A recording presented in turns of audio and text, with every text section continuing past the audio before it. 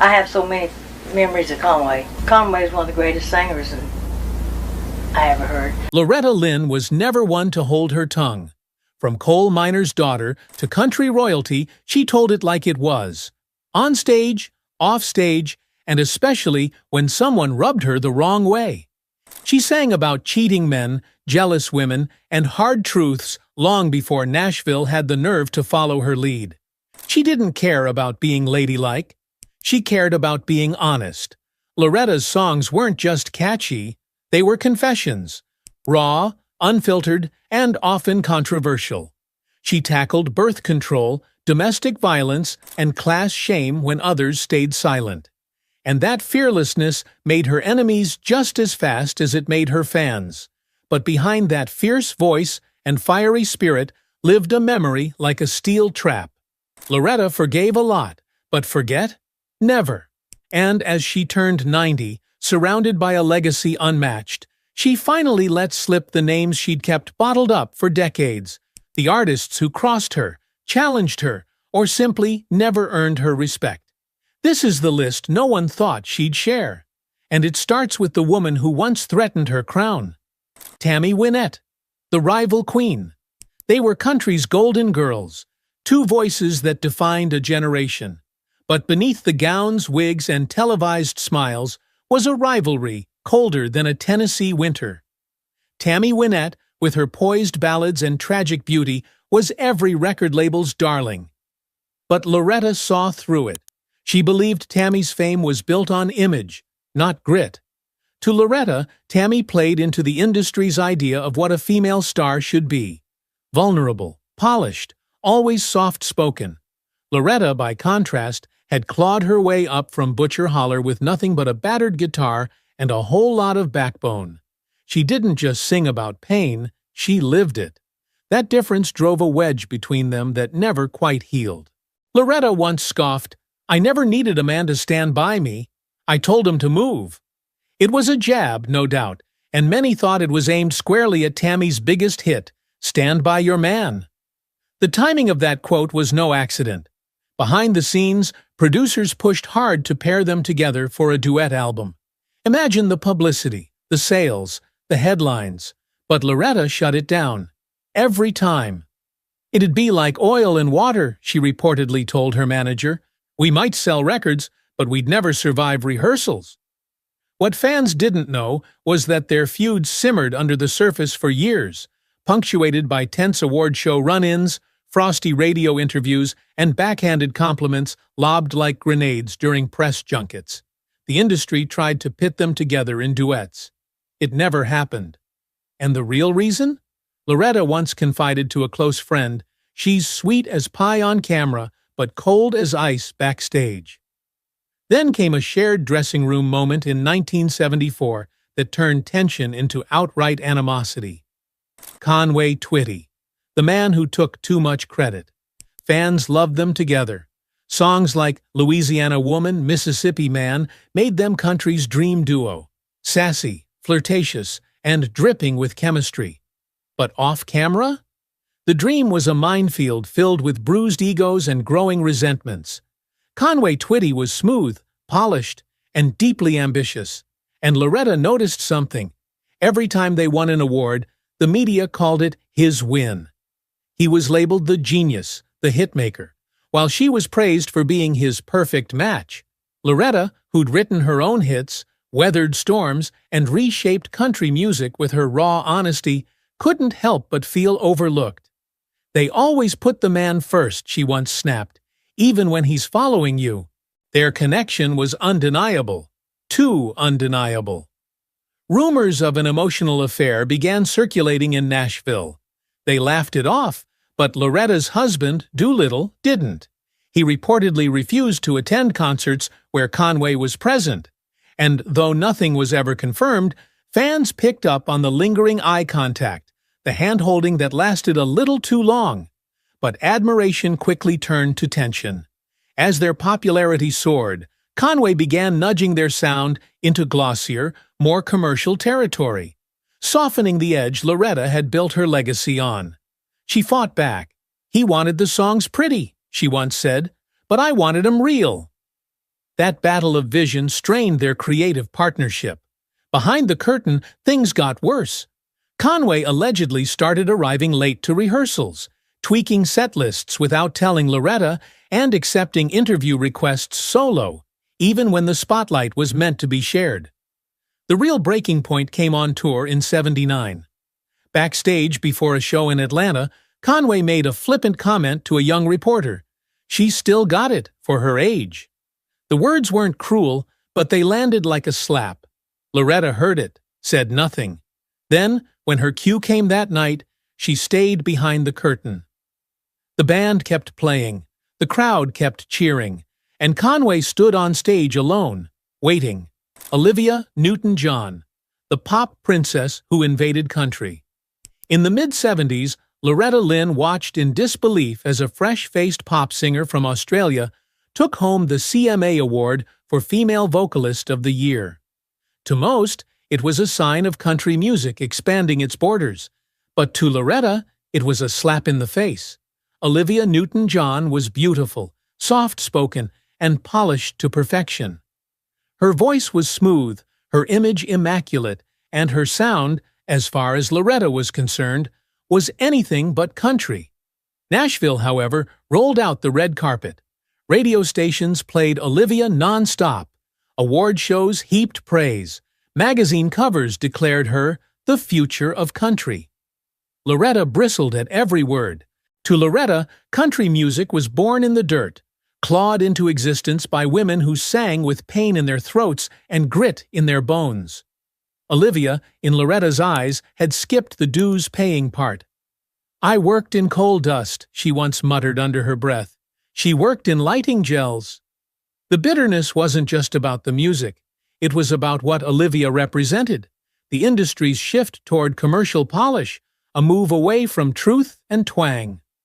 Loretta saw her beloved genre becoming a product, marketed, packaged, and sold to people who didn't understand where it came from.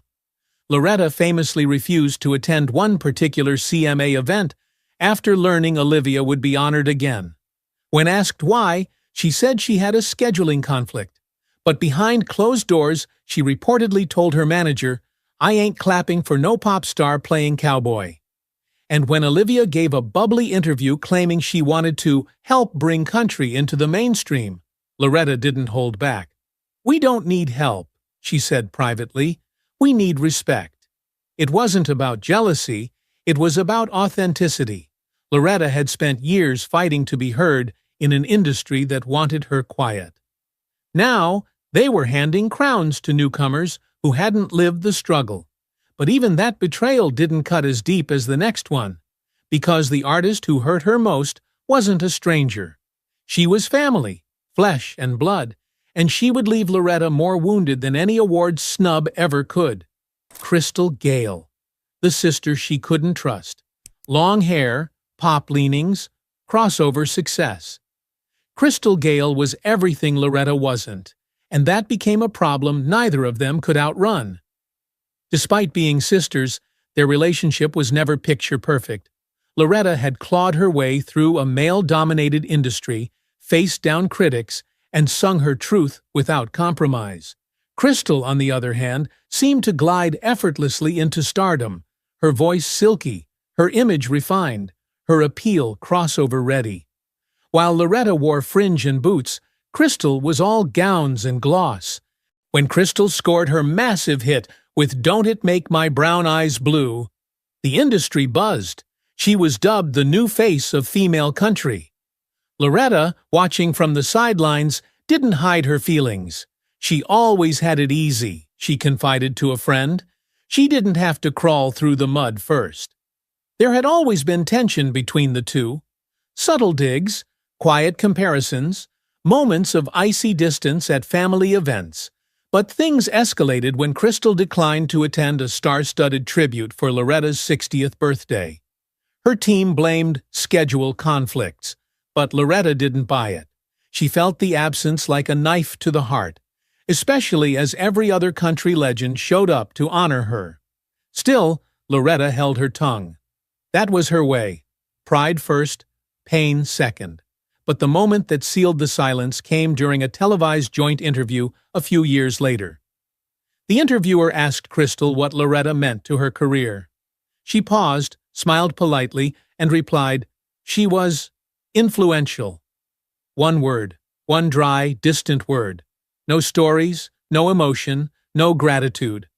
Loretta kept her expression calm. But after that, she never agreed to another shared appearance again. She never brought it up, but she never forgot either. And that kind of quiet rage, the kind that builds slow and settles deep, would come roaring back when an outlaw legend she once trusted took things one step too far. Merle Haggard, the drinking buddy who went too far.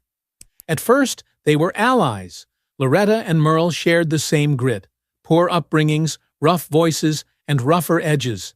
Both had been hardened by life and softened only by their music. They respected each other, shared festival stages, and even toasted to surviving the hellish grind of the industry. In many ways, Merle was one of the few male artists Loretta felt truly understood her. But Merle had a way of ruffling feathers, especially those he admired. He was unpredictable, brash, and unapologetically stubborn. Loretta once joked at a party, if he wasn't drunk, he was high. If he wasn't high, he was writing a song about being drunk. Everyone laughed, including Merle. But when the cameras were rolling during a live radio interview in the early 80s, Merle turned the tables. He smirked and said, "Loretta's been playing the poor girl act too long. We get it. Coal dust and babies. What else you got?" It cut deep. The crowd laughed nervously, but Loretta didn't smile. Behind closed doors, the tension worsened. Loretta had reached out with an idea for a duet, something raw and redemptive about addiction and faith. It wasn't just another radio hit to her. It was personal. Merle shrugged it off, calling it church lady stuff. It wasn't just a creative difference. It was a slap in the face. To Loretta, songs were about survival, not spectacle. She wrote from scars. Merle, by then, had become more of a performer than a confessor, in her eyes. She later vented to her band, "He wants pain in his songs, but laughs at mine." That contradiction gnawed at her. It wasn't just that he said no, it was that he didn't even care to understand. He brushed off her story like it was fiction, like her truth didn't matter. And that laugh, his mocking, casual chuckle, echoed in her ears for years, until a new kind of threat entered the scene. Younger, glossier, and to Loretta, far more dangerous. Reba McEntire, the new star who didn't pay her dues. In the 1980s, country music changed. It got shinier, flashier, louder. Gone were the days of raw recordings and backwoods ballads. Now it was arena tours, choreographed performances, and polished perfection. And no star rode that wave harder or faster than Reba McEntire. Reba had the voice, the charisma, the marketing team, and Nashville couldn't get enough of her. But to Loretta, Reba wasn't just the new kid on the block. She was the beginning of the end. "She came in like a storm," Loretta told a friend. "But you gotta walk through the rain first." Loretta had paid her dues. Every dusty stage, every shady promoter, every night spent away from her kids. Reba, by comparison, felt like a product, carefully curated, studio managed, a face for the new era of country. But the real grudge began when a glossy music magazine dubbed Reba the new queen of country. The headline ran in bold red letters, just months after Loretta had announced a new album. She hadn't even retired, and already she was being replaced. Then came the moment that sealed it. At a televised awards show, Reba took the stage and belted out one of Loretta's classics, note for note, smile for smile. But there was no introduction, no mention, no nod to the woman who made that song famous. Loretta sat in the front row, arms crossed, unmoved. People backstage said her expression didn't change once. But the final betrayal happened out of the spotlight. Backstage, after the performance, Reba reportedly brushed right past Loretta. No eye contact, no handshake, not even a thank you. That was it. From that moment on, Loretta refused to comment on Reba publicly. Not praise, not criticism, just silence. And for someone as outspoken as Loretta, that silence spoke volumes. But even with all the hurt and bitterness from rivals and rising stars, one wound stayed open longer than the rest. Because the person who hurt her most wasn't a competitor. He was a friend, a mentor, a ghost that never quite left. Johnny Cash, the ghost that haunted her. He was the outlaw she admired, the rebel who understood her pain. Johnny Cash wasn't just another country star to Loretta Lynn. He was a kindred spirit. They came from nothing, both wore scars like armor, and both refused to be tamed by Nashville's polished rules. They'd shared countless stages, swapped stories in dressing rooms, and offered each other quiet encouragement during the hardest of years. But even the deepest respect can unravel in a single moment. It was the late 1970s. Loretta had been invited to appear on a televised gospel special hosted by Johnny. She was excited, genuinely honored. Gospel music was her foundation, and to share that platform with Cash felt like a full-circle moment. She flew in early, rehearsed quietly, and stayed humble. Then just 2 days before the taping, she got the call. She'd been cut, no reason given, just a change in format. Confused, embarrassed, and heartbroken, Loretta checked out of the studio hotel and watched the broadcast alone in her room. The slot that had once been hers went to a younger, less controversial artist. It wasn't until weeks later that she heard the truth. Whispers from a producer on set confirmed it. The decision had come from Johnny himself. He'd allegedly told the network she was too outspoken for a gospel program, too political, too fiery, too Loretta. It felt like betrayal wrapped in silence. She never confronted him, never called, never wrote, but her pain was sharp and personal. "He knew who I was," she told a close confidant. "He knew I didn't fake it, and still, he shut me out." Years later, Johnny sent her a handwritten letter. The apology was heartfelt, remorseful, but Loretta never responded. She folded the letter and tucked it into a cedar box in her Tennessee home. It stayed there for decades. In 2015, during a rare interview, she was asked about Johnny Cash. She looked down for a long time before answering, "Some ghosts don't rest easy." And one night, before her final tour began, Loretta leaned in close to a longtime friend and whispered something strange, a cryptic message Johnny once left her, a line that had haunted her ever since, one she never repeated out loud, not even in the end, the fire that never went out. Loretta Lynn never backed down, not from poverty, not from pain, and certainly not from a fight. She may have loved many in her lifetime, but the ones who hurt her stayed etched in her memory like verses in a bitter ballad. Now, with the world looking back on her legacy, the truth emerges, not just about her triumphs, but about the betrayals that shaped them. Which of these rivalries shocked you the most? Do you think Loretta was right to hold on to those grudges? Or should some things be left unsung? Let us know in the comments, and don't forget to subscribe for more untold stories of country legends.